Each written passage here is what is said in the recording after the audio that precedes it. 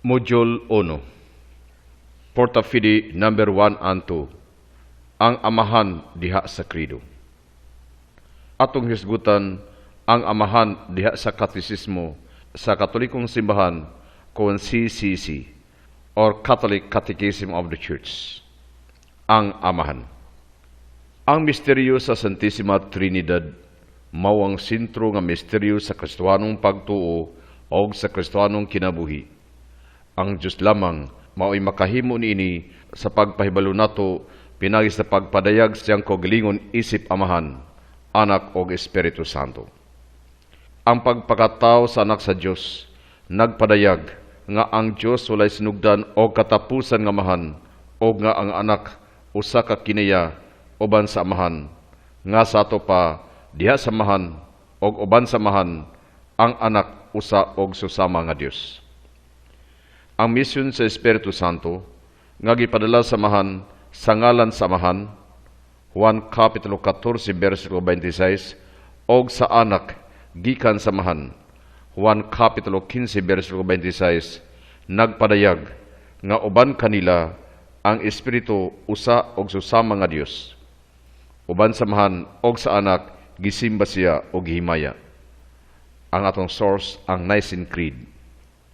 Ang Espiritu Santo nagagikan sa Amahan isip na ng prinsipyo o pinaagi sa walay sinugdan o katapusang gasa niini ngadto sa anak, gikan sa kiusahan tali sa Amahan o sa anak. Pinagi sa grasya sa bunyag, sa ngalan sa Amahan o sa anak o sa Espiritu Santo, gidapit kita sa pag-ambit diha sa kinabuhi sa Santissima Trinidad, dinhi sa yuta diha sa kadulom sa pagtuo o human sa kamatayon dito sa way kinutubang kahayag. Karon mao kini ang Katolikong pagtuo.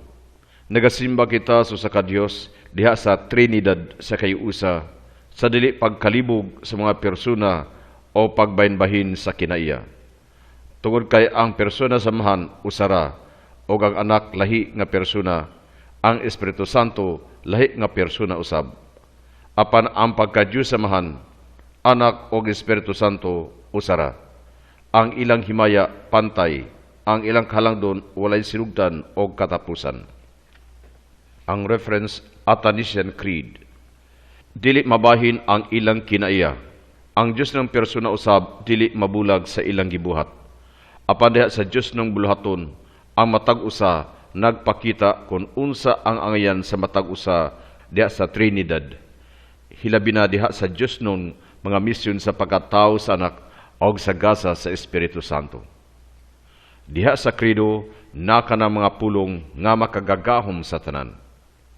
Uban ni Job, ang matarong nga tao mupaday kita, nasad kami nga mahimo nimo ang tanang butang o nga walay imong gimbutan nga dili matuman.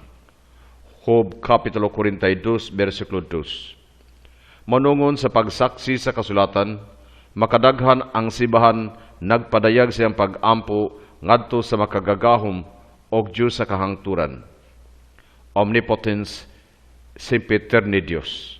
Hugot nga mituo nga walay imposible sa Dios. Genesis Kapitulo 18 versikulo 14, Lucas Kapitulo 1 versikulo 37, Mateo Kapitulo 19 versikulo 26.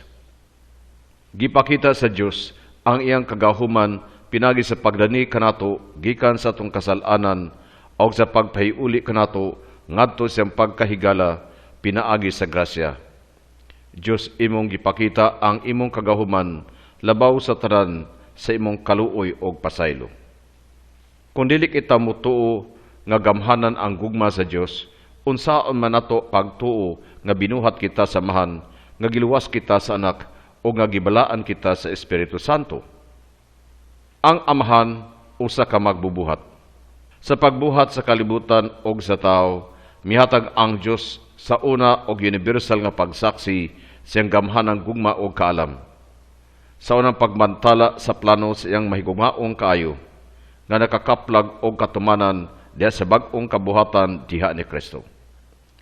Bisan kun ang lihok sa pagbuhat sa kalibutan og tao nahipunti ngadto sa Amahan, susama usab ang kamatuuran sa pagtuo nga ang Amahan, Anak ug Espiritu Santo usara. og dili mabahin ang prinsipyo sa kabuhatan. Ang Diyos lamang ang gawas nun og direktang nagbuhat sa kalibutan nga walay panabang. Walay binuhat nga dunay hingpit nga gahom nga gikinahanglan aron pagbuhat sa ato pa sa pagmugna nga gikan sa wala.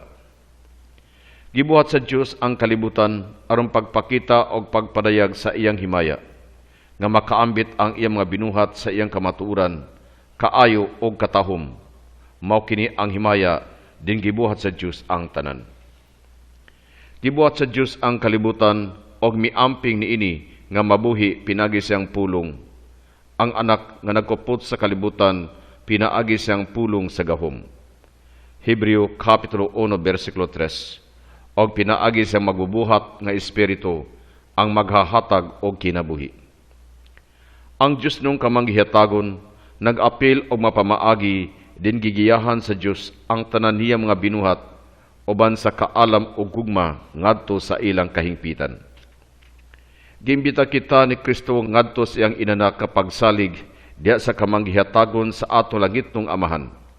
Mateo Kapitulo 6 versikulo 26 hangtod 34 og si San Pedro nga apostolis nagkanayon. Itugyan ang tanan ninyong mga kabalaka ngadto kaniya tun kay nagatiman siya kaninyo. 1 Pedro Kapitulo 5 versikulo 7. Salmo Kapitulo 55 versikulo 23. Ang Diyos nung kamanggihatagon naglihok usab pinaagi sa mga lihok sa mga binuhat ngadto sa mga tao gihatag sa Diyos ang abilidad sa gawas ng pagtinabangay uban sa iyang mga plano. Ang kamaturan nga gitugutan sa Diyos ang lawas nun og bisan ang moral nga kadautan usa ka misteryo nga linamdagan sa Dios pinaagi siyang anak nga si Jesucristo nga nagpakamatay og nabanhaw aron pagbuntog sa kadautan. Ang pagtuo naghatag kanatog kasiguruan nga walay gitugutan sa Dios nga kadautan kun siya wala mohimo og kaayo nga magagikan sa maong kadautan sa mga paagi din masabtan lang nato sa hingpit unya didto sa kinabuhing dayon. Ang langit ug ang yuta. Ang mga anghel, mga espiritual nga binuhat nga walay puas nagadayeg sa Dios og nagalagad sa makaluwas nga mga plano alang sa ubang binuhat.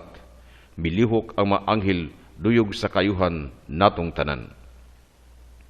Nag-alirong ang mga anghel libot kang Kristo nga ilang Ginoo.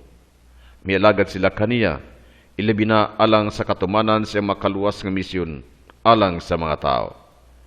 Gipasidunggan sa simbahan ang mga anghel nga mitabang kaniya sa iyang yutan-ong panawduaw o sa pagprotekta sa matag tao. Gimbutan sa Dios ang pagkamanaglahi sa iyang mga binuhat o silang tagsa-tagsa kakaayo, ang ilang pagkakonektado o ilang hanay. Gilatid ng daan niya ang tanang material nga binuhat alang sa kayuhan sa tanang tao o pinaagi kaniya ang tanang binuhat gimbutan alang sa kamayaan sa Dios. Respetuan ang mga balaod nga nipatik sa kabuhatan o ang mga relasyon nga nagagikan sa kinaiya sa mga butang. Usa ka prinsipyo sa kaalam o usa ka pundasyon sa moralidad. Atong hisgutan ang amahan diya sa compendium sa Catechism of the Catholic Church. Ang mga pulong nagatuwa ko sa Dios nga mahan magbubuhat sa langit o sa yuta. Magsugod ang pagpadayag sa pagtuo nini mga plunga tungod kay ang pagmatuod nga nagatuwa ko sa Dios mao ang pinakaimportanteng tuburan sa tanang ubang kamatuoran mahitungod sa tao ug kalibutan og mahitungod sa tibok kinabuhi sa matag usa nga mituo sa Dios. Napadayag ang pagtuo nga usa lamang ang Dios tungod kami padayag mismo siya sa iyang kaugalingon ngadto sa katawhan sa Israel isip usa lamang ka Dios. Siyang pag-ingon, pamati o Israel, ang Ginoo nga atong Dios, usa ka Ginoo nga atong Dios. Deuteronomio Kapitulo 6 versikulo 4. O wala nay laing Dios. Isaiah Kapitulo 45 versikulo 22. Nagpamatud usab mismo sa Jesus nga ang Dios usa ka Ginoo. Marcos Kapitulo 12 versikulo 29. Ang pagparayag nga si Jesus o ang Espiritu Santo usa-usab ka Dios o Ginoo wala magpasabot og panagkabin sa usa ka Dios. Mipadayag ang Dios sa iyang kaugalingon ngadto kang Moises isip usa ka buhing Dios. Ang Dios ni Abraham, ang Dios ni Isaac, ang Dios ni Jacob. Exodus Kapitulo 3 versikulo 6. Mipadayag usab ang Dios kang Moises sa misteryoso ngalan, Ako mao ako, o YHWH.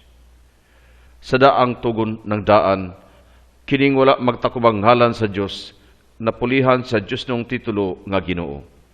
O usab sa bag-ong tugon, si Jesus gitawag nga Ginoo, nakita isip tinuod nga Dios.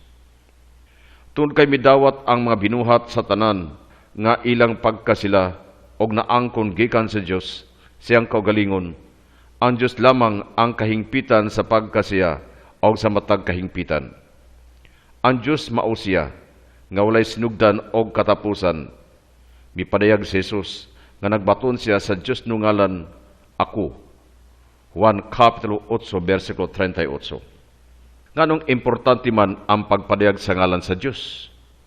Sa pagpadayag sa iyang kaugalingong ngalan, gipahibalo sa Diyos ang kabuhong nga anaa kaniya, sa walay magtatugbang mga misteryo sa iyang kaugalingon. Sa lamang ang gikan sa kahangturan, ngadto sa kahangturan.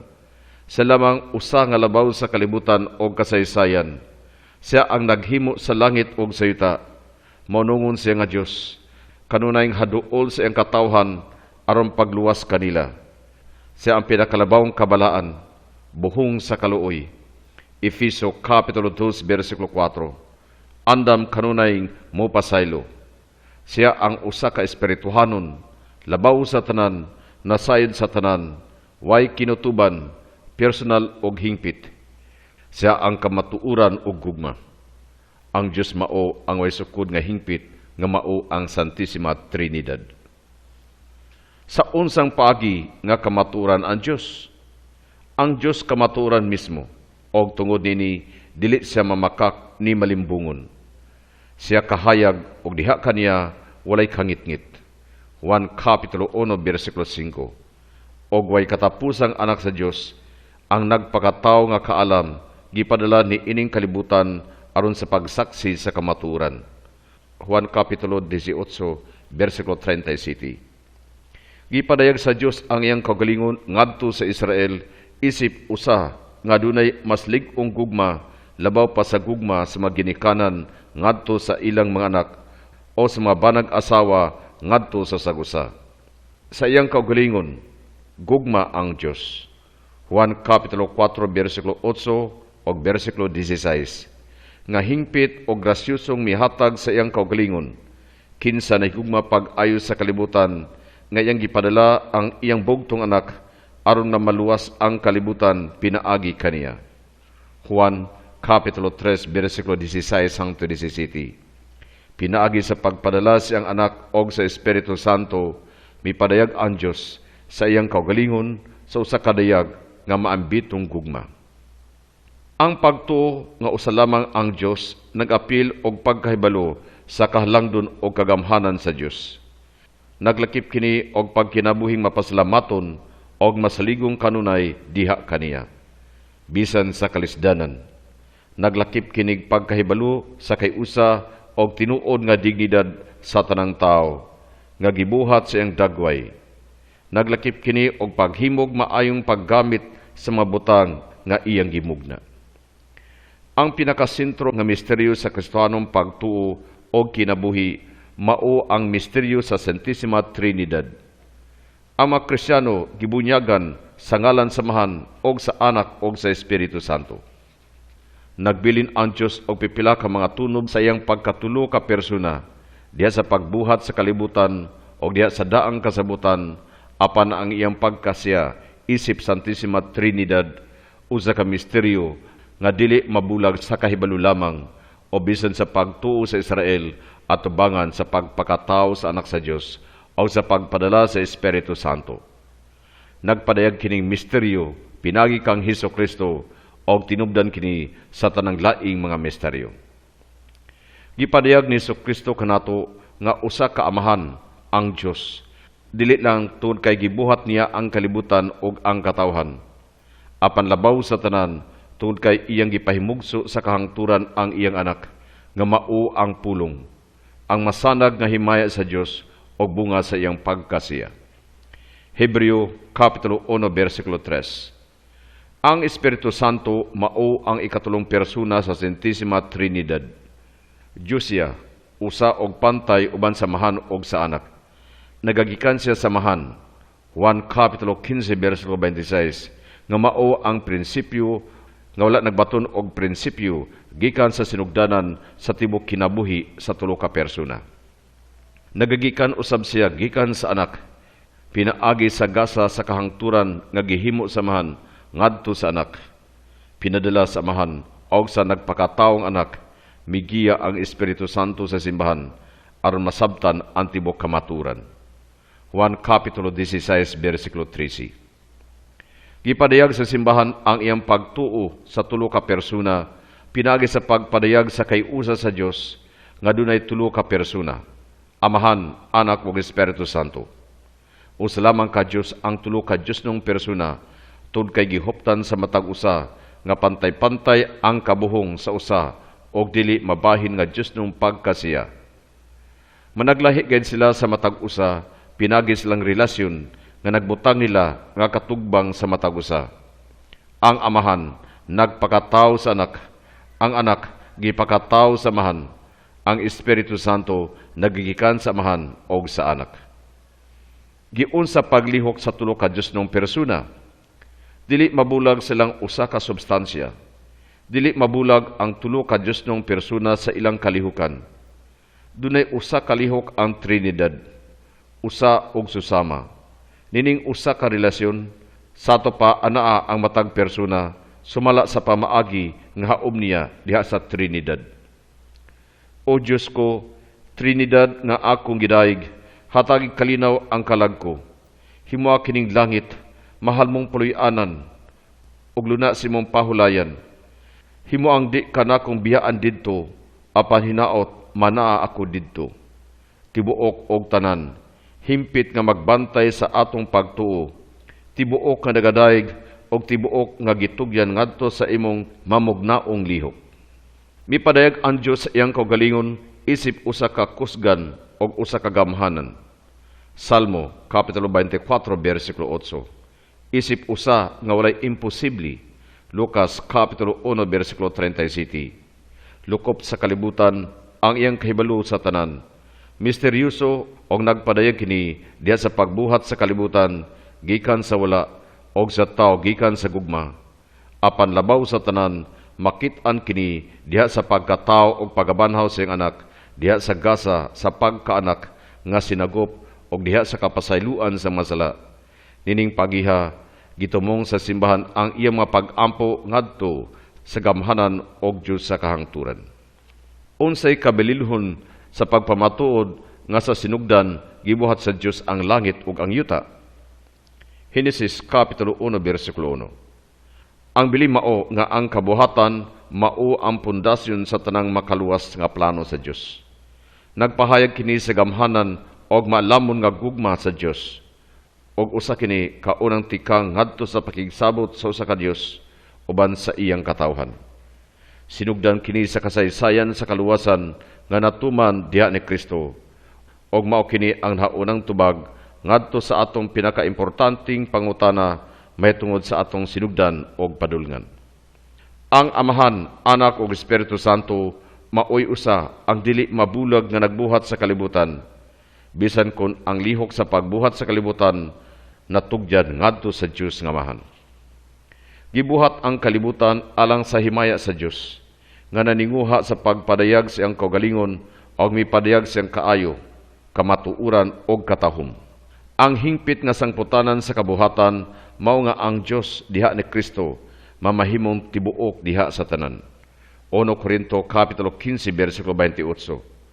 Alang sa iyang kahimayaan o alang sa atong kalipay, ang himaya sa Dios mao ang taong hingpit nga nabuhi. Gawas pa kinabuhi sa tao ang panlantaw sa Dios. Gawas nung gibuhat sa Dios ang kalibutan uban sa kaalam ug gugma. Dili resulta ang kalibutan sa bisan unsang panginahanglan ni sa buta nga kapalaran, ni sa pangagpas, gibuhat sa Dios ang kalibutan, gikan sa wala, ex nihilo. Kaduhang Makabeyo, Kapitulo 7, versikulo 28, nga nahanay nga maayo o nga mas labaw ang Dios niini. Gialimahan sa Dios ang iyang kabuhatan o misuporta niini. Naghatag niini og kapasidad sa paglihok og paghiya niini ngadto sa katungdanan pinaagi siyang anak og sa Espiritu Santo. Ang Dios nung kamanggihatagon naglakip og mga kahimtang dinmugiya ang Dios sa iyang mga binuhat ngadto sa ilang hingpit nga padulngan. Gamhanang agalon ang Dios sa iyang mismong plano. Aron pagtuman niini gigamit usab niya ang pagtabang sa iyang mga binuhat. Kinitud kay gihatagan sa Dios og dignidad sa paglihok ang iyang mga binuhat sa ilang kaugalingon og mamahimong hinungdan sa paglihok sa matag usa nila. Samtang gitamod ang atong kagawasan, gihangyo kita sa Dios sa pagtabang niya og gihatagan kitag abilidad sa paghimo pinagi sa atong mga lihok, pagampo o mga pagantos og mipukaw nato sa tinguha nga buot og mulihok alang siyang maayong pagkahimuot. Filipos, Kapitulo 2, versikulo 13. Nining maong pangutana, kung makahibalo sa tanan og maghihatagon ang Dios, nganong doon na may kadautan? Nining maong pangutana, bisan kung masakit og misteryoso kini, ang tibok Kristohanong pagtulamang ang makatubag. Sa bisan unsang paagi, dili ang Dios ang hinungdan sa kadautan. Gilamdagan niya ang misteryo sa kadautan, diha sa iyang anak nga si Kristo, nga namatay og nabanhaw, aron mapildi kanang dakong moral nga kadautan. Tawhanong sala nga mao ang gamot sa tanang ubang kadautan. Naghatag ang pagtuo o pagmatuod nga wala motugot ang Dios sa kadautan, kung wala pa niya gihimo ang kaayo di nagagikan sa maong kadautan. Natuman kini sa Dios sa talagsaong paagi diha sa kamatuoran o pagkabanhaw ni Kristo. Gani gikan sa pinakalabaw sa tanang moral nga mga kadautan, ang pagpatay sa iyang anak, gidala niya ang pinakalabaw sa tanang mga kaayo, ang kahimayaan ni Kristo ug ang atong katubsanan. Ang balaang kasulatan nagkanayon. Sa sinugdan, gimugna sa Dios ang mga langit ug ang yuta. Henesis Kapitulo 1, versikulo 1.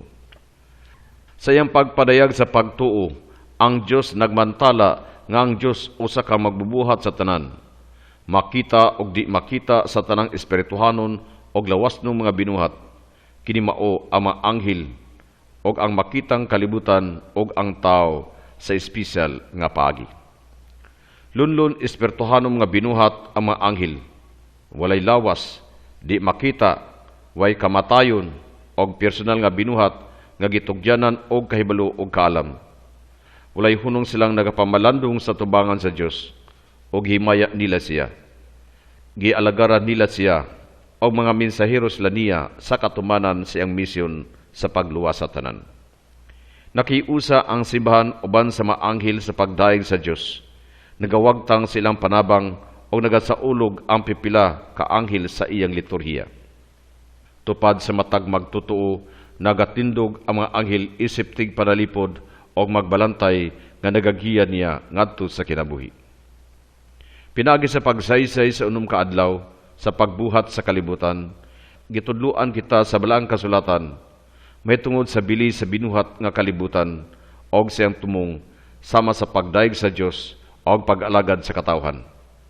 Ang matagbutang nakatang sa pagkalinalang ngadto sa Dios, din sa midawat siyang kaayo og kahingpitan siyang hustong mga balaod og siyang hustong luna diha sa kabuhatan. Ang tama o ang pinakalabaw sa tanang makitang binuhat sa hinungdan nga sa binuhat sumala sa dagway o kasamahan sa Dios. Adunay namugna nga panagkalambigit o ang tali sa mga binuhat nga gimbotan sa Dios. Sa samang paagi, dunay usay kay usahan o kahugpungan tali sa mga binuhat tungod kay ang tanan dunay usa lamang ka magbubuhat. Gihigugma niya o gihanay ngadto sa iyang himaya. Ang pagrespeto sa mga balaod nga nasulat diha sa kabuhatan o sa mga relasyon nga nagagikan sa kinaiya sa mga butang, usa ka prinsipyo sa kaalam og usa ka pundasyon sa moralidad. Natapos ang buhat sa pagmugna diya sa lapad nga buhat sa pagluwas, nga mipasibaw ngadto sa laing bag-ong pagmugna, diin diha makakaplag ang tanan sa ilang tinuod nga kahulugan og katumanan. Ang amahan diha sa Katesismo sa Pilipinong Katoliko kon CFC, ang Dios amahan nga makagagahom. Giunsa sa Pinoy sa pakiglambigit ngadto sa Dios. Sagad ang Pilipinong Kristiyano nag-isip sa Dios nga ilang makagagahom nga amahan, ang Ginoo sa tanan. Kini maong paghulagway na sibo kaayo sa Pilipinong taras og kinaiya. Ang krido nagpadayag sa Dios isip amahan nga labing makagagahom, magbubuhat sa tanan, uban sa Dios nung anak nga nagpakatao og sa Espiritu Santo, og sa ingon napadayag ang Santissima Trinidad. Pinagi sa mga pulong, nagatuo ako sa Dios nga amahan, makagagahom sa tanan. Ang krido nagbayaw kanato og gibutang kita sa tubangan sa Dios tungod sa iyang pagkasiya og dili tungod sa atong pagkagamay. Ang Dios misulod sa atong kinabuhi, pinagi sa mga hitabo nga atong nga sinati diha sa una kay ladman, nangita kita sa kalugan o kalipay. Ikaduha, katahom o kaayo sa makinaiya o sa atong banay, kahigalaan, silingan o sa atong palibot. Ikatulo, atong Pilipinhong kasaysayan o kultura o ilabi na ang ikaapat, Diyos nung pagpadayag sa kasaysayan sa kaluwasan, sumala sa nasulat sa daan o bagong tugon nga nahingpit diha ni Jesucristo. Sa kadako o katahom sa mga nilalang, ang magbubuhat nga sinugdanan, ingog sumbanan, nakita, kinaadman, Kapitulo 13, versikulo 5. Sukad sa pagbuhat sa kalibutan, ang mga dili makita, ang way sukod nga gahom sa Dios o ang pagka-Dios na himong makita, na ilhan pinaagi sa mga butang nga iyang gibuhat. Roma, Kapitulo 1, versikulo 20. Ang kalangitan nagmantala sa himaya sa Dios ug ang kapanganuran nagbutyag sa iyang mga buhat. Salmo, Kapitulo 19, versikulo 2. Unsa ang labing unang gibutyag sa Biblia mahitungod sa Dios? Ang kasulatan nagkanayon, pamati o Israel, ang ginumao ang atong Dios, ang Ginoo lamang. Deuteronomio Kapitulo 6, versikulo 4. Og ako ang Ginoo nga iyong Dios, dili kamo mag-ila og laing Dios gawas kanako. Exodus Kapitulo 20, versikulo 2 hangtod 3, Deuteronomio Kapitulo 5, versikulo 6 hangtod 7. Ang usara ka Dios mao'y Dios nga manluluwas. Mao kini ang kinabuhing dayon, ang pag-ila kanimo, ang usara ka Dios, o kaniya nga imong gipadala si Jesucristo. Juan Kapitulo 17, versikulo 3. Ang pagtulunan sa simbahan nagsumada nining mosunod. Adunay usa nga tinuod og buhing Dios, magbubuhat og Ginoo sa langit ug yuta, makagagahom, way kinutuban, way sukod, dili matukib, tunhay sa panabot og kabubuton og hingpit sa tanan. Usa ka pagkamao nga bug-os nga usa og dili mausab. Tinud gayud sa kinaiya, lahi sa kalibutan, labing bulahan diha og sulod sa iyang kaugalingon, og gibayaw labaw sa tanang anaa o manaa gawas sa iyang kaugalingon. Giun sa pagbutyag sa Dios nga siya gamhanang Dios. Una, diha sa kasabutan ngiyang gihimo tali sa mga Israelita, pinagi ni Moses, siyawi nagbutyag nga siya ang usa ka Dios kinsa mao ang kamatuoran ug gugma. Ikaduha, diha sa kaybalo og kasuod, si Jesus ang bugtong anak, nagtudlo kanato nga ang Dios atong amahan. Gawas pa, ang amahan nagbuot nga si Kristo ania kanato pinagi sa pagpadala og Espiritu Santo dinhi sa atong makasing-kasing. Giunsa nato pagbansay kining kalambigitan sa Santissima Trinidad. Ang kanunay og madagayaong relasyon sa Santissima Trinidad. Una, nagsugod diha sa atong pagbunyag sa ngalan samahan og sa anak og sa Espiritu Santo. Ikaduha, nagpadayon diha sa tanang pag-ampo nga nagsugod sa timaan sa krus og sa himaya sa amahan. Og ang ikatulo, gilig-on diha sa Eucharistia ngadto sa amahan, pinagi sa handumanan sa pagpasakit, kamatayon og pagabanaw sing anak nga nahimong anaa pinagi sa gahom sa Espiritu Santo.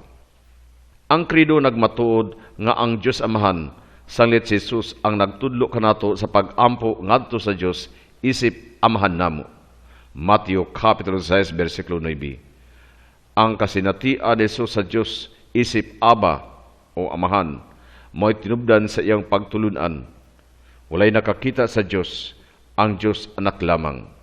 Nga anak kanunay sa kiliran ni Abraham ang nagbutyag kaniya. Juan Kapitulo 1, versikulo 18. Ang pulong amahan, nagpasabot nga ang Diyos usa ka persona nga suod kayo kanato, dili usa ka gahom nga tua sa layo. Nagatiman siya kanato sa inahanong gugma. Isaya Kapitulo 66, versikulo 13, Kapitulo 49, versikulo 15, Hosea Kapitulo 11. Ang Diyos amahan di ay, dili usa ka patriarka ni Pangulo nga tigmando.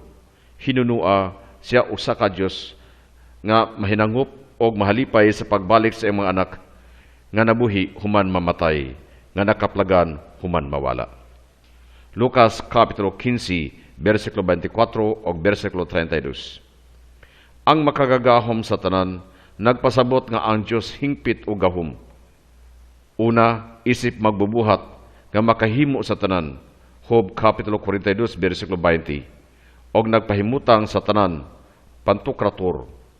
Ikaduha, isip gugma nga makita diha sa krus og pagabanahon ni Kristo, din ang tanang gahom sa katapusan, muyukbo sa presensya sa iyang gugma. Ginoong Dios, gibuhat mo ang langit ug yuta ubos sa imo dakong gahom.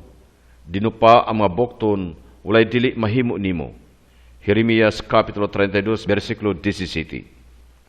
Sa makataas sa langit, ibabaw sa yuta, mawang gitason sa akong mga paagi, labaw sa imong mga paagi, ang akong hunahuna, labaw sa imong hunahuna. Isaya Kapitulo 55, versikulo 91. Kung ang Diyos amahan og makagagahom, nganong gitugot man niya ang daghang dawtan og kasakitan. Una, ang daghang dawtan sa kalibutan, labi na ang mga sakit sa lawas, nagagikan sa makakulangan sa dili hingpit nga kalibutan, din kita nagpuyo. Ikaduha, ang mga dawtan o ang mga tawhanong kasakitan nagagikan sa pag-abuso sa kagawasan sa tao, pinaagi sa sala. Ikatulo, ang Kristohanong kaisog, kamaghihatagon, pasaylo, paglaom o mga sakripisyo, mitumaw gumikan sa makasakitan o kadaot nga nasinati sa kalibutan. Sa katapusan, ang misteryo sa Pasko ni Kristo nagpakita giunsa sa Dios pagkuha gikan sa kailadman sa mga kadautan, ang kadaugan ni Kristo na banhaw o sa gugmang makausab. Pinagi ni Kristo ug diha ni Kristo ang kahayag misilaw sa tanghaga nga kasakitan o kamatayon nga gawas ebanghelyo naglukop kanato. Nasad kita nga ang Dios naghimo sa tanang butang nga mulungtad ngadto sa kayuhan niadtong nahigugma kaniya. Roma Kapitulo 8, versikulo 28. Ang mga pulong magbubuhat sa langit og sa yuta. Ang pagbugna mao'y paghatag og pagkanaa, existence, sa usa ka binuhat og pagpadayon sa maong hatag. Ang Dios magbubuhat tungod kay nagpahimutang og nagpadayon sa hatag og kinaiya sa tanang mga butang. Siya ang magbubuhat og ang katapusang tumong sa tanang butang nga makita ug dili makita. Ang kamaturan sa mahigugmaong kabuhatan sa Dios naghatag sa matag usa kanatong kahulugan, katuyuan og tumong nga walay bisan unsa nga makakuha niini gikan kanato. Ang magbubuhat nagpasabot nga ang Dios hingpit og bug-os nga usara og lahi sa tanang butang nga siray kinaiya og dili binuhat. Kinsa may suod nga kalabutan sa tanang binuhat, pinaagi sa iyang mapadayunon mamugnaong gahom. Ang Santissima Trinidad, Amahan, Anak ug Espiritu Santo, mao ang magbubuhat. Ang Amahan nagmugna pinaagi siyang pulong, Anak, diha sa iyang Espiritu. May kasayuran bang lahi ang mga Kristiyano bahin sa kabuhatan? Oo. Kay alang sa mga Kristiyano, ang tanang butang sa langit og sa yuta gimugna diha kang Kristo. Ang tanang gibuhat pinaagi kaniya og alang kaniya. Diha na siya sa wala pabuhata ang tanang butang. Og diha kaniya ang tanan nahimutang sa ilang hustong dapit. Kulusa, Kapitulo 1, versikulo 16 hangtod 17. Nagmugna pa ba ang Diyos hangtod karon? Oo. Ang Diyos nagpadayon pagbugna o pagsapnay sa tibuok kalibutan o sa tanang anaan ini. Sa matag gutlo silang pagkamao, ang Diyos mao'y ilang kinatumyang gigikanan o tinubdan, nagiusang sintro o ang katapusan padulngan sa tanang butang. Ang giasoy sa kabuhatan diha sa Henesis, sa kuwahi ba sa pangagpas sa sinsya bahin sa kalambuan o evolusyon? Dili. Dili sa pagmatuod nga ang Diyos mao'y kinatumyan, hinungdan sa pagpadayon sa tanang butang. Ang Henesis naghatag sa iyang kinatas ang kalugan og tumong. Ngano nga ang kalibutan ani aman. Wala kini magtudlog giunsa sa pagtungha sa makitang kalibutan o sa kahimtang karon nga mo'y gitinguha sa pangagpas sa evolusyon. Ang Diyos gawas no nagbuhat tungod sa iyang timos nga gugma aron pagpaamid sa iyang kaugalingong balaang kinabuhi o kaayo. Ang kabuhatan mo'y unang lakang sa Diyos nung laraw sa kaluwasan alang sa tanan pinaagi kang Kristo Jesus.